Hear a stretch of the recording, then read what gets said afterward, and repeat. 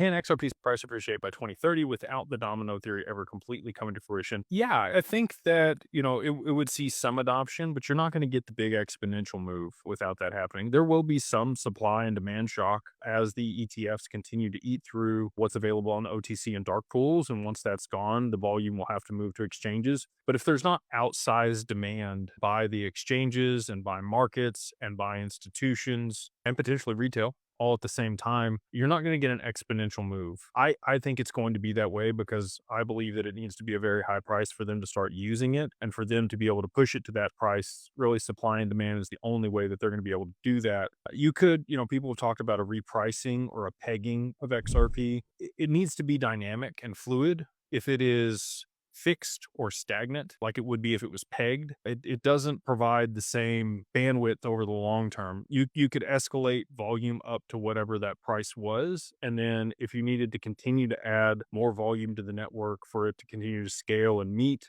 the new demands of markets, that were being tokenized, real world assets.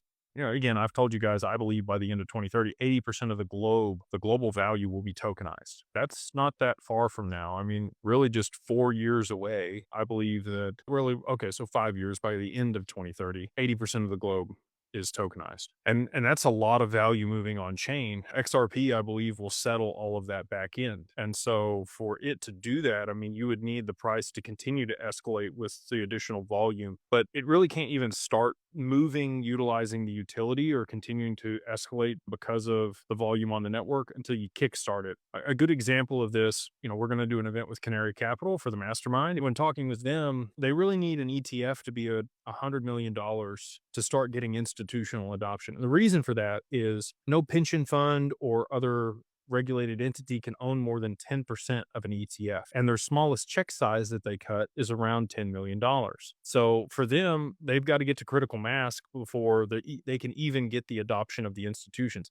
Now, I view XRP very similarly. It needs to get to critical mass. It needs to have enough liquidity in it before they can start using it in a meaningful capacity to continue to drive adoption and price appreciation. And so all of that being stated, I don't think that it's going to be fixed or pegged. I think that they're going to have to use supply and demand dynamics to push it to a very high price in a very short period of time, because that's the only way that it's really going to work and get the adoption. If that doesn't happen, it's not going to see the high prices that we've talked about.